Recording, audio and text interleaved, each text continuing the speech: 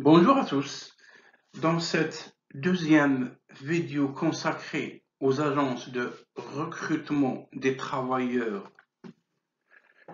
étrangers, je continue à partager avec vous des agences de renommée qui cherchent activement des travailleurs étrangers. Toutefois, si votre profil ou si les offres d'emploi affichées sur le site de l'agence ne répondent pas à vos critères, je vous encourage à envoyer vos CV étant donné que cette entreprise cherche constamment à constituer une banque de candidatures pour la simple raison. Les banques de candidatures permettent à cette agence de recrutement international de gagner temps et argent. Il n'a pas à se déplacer à l'extérieur du Canada pour recruter des travailleurs étrangers. Cette entreprise est bel et bien établie dans la province du Québec et elle est également implantée à l'extérieur du Québec, notamment en Ontario. Cette entreprise se spécialise dans le recrutement des travailleurs étrangers francophones.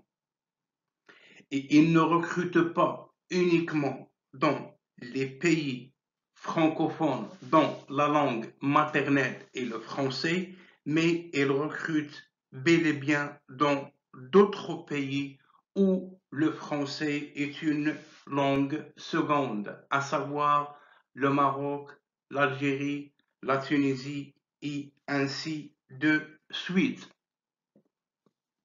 La chose la plus importante que vous devez comprendre, c'est que cette entreprise spécialisée dans le recrutement des travailleurs étrangers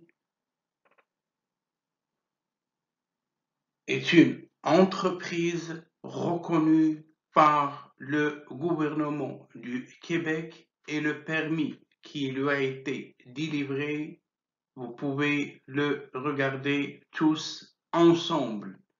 Hier, je vous ai parlé du numéro du permis.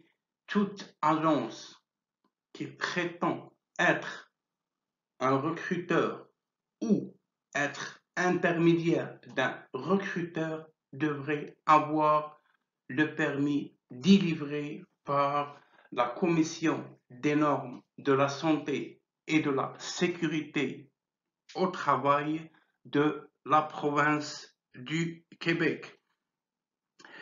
Pour ce qui est des offres qui sont présentement disponibles pour lesquelles vous pouvez postuler, on trouve entre autres des soudeurs. Le salaire est estimé à 50 000 $ canadiens. Des machinistes, 45 à 54 000 $ par année. Technicien comptable au Québec, 37 000 à 46 000 $ canadiens. Des programmeurs analystes au Québec, 49 000 à 70 000 à 62 000 $.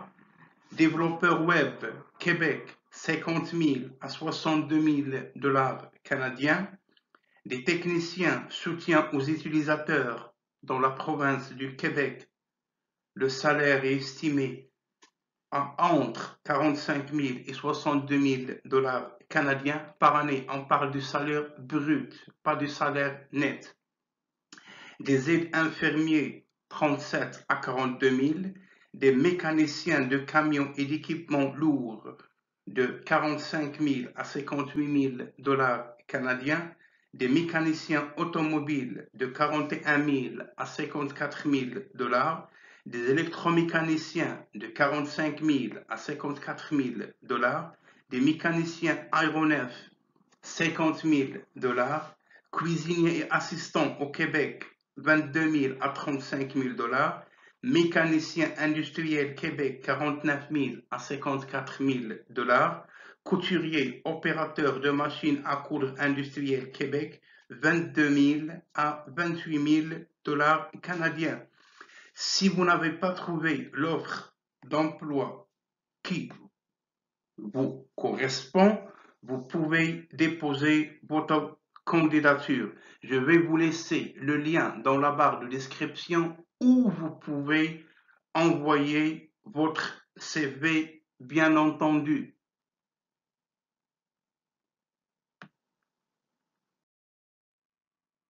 Pour ce qui est de votre candidature, selon le site de l'agence, il exige ce qui suit. Vous devez avoir un CV à jour. Ce CV devrait contenir les informations suivantes: nom complet, date de naissance, état civil et adresse actuelle. Malgré le fait qu'au Canada et au Québec, il est interdit de demander à un travailleur la date de naissance ou son état civil, vous n'avez pas le choix de vous conformer aux exigences qu'on vous demande. Vous n'avez pas à faire la loi, vous devez tout simplement suivre les instructions si vous souhaitez obtenir votre contrat de travail et votre permis de travail.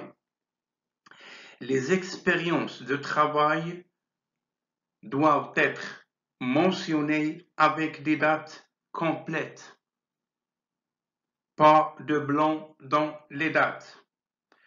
Toutes les années d'études doivent être mentionnées avec les mois et l'année. Vous devez envoyer votre CV en format PDF ou Word. Toutefois, je vous recommande la version Word étant donné que lorsqu'on envoie un fichier Word, sa mise en page change au moment de l'envoi. Alors, il est recommandé d'envoyer votre CV en format PDF. Vous devez également envoyer une copie de votre passeport.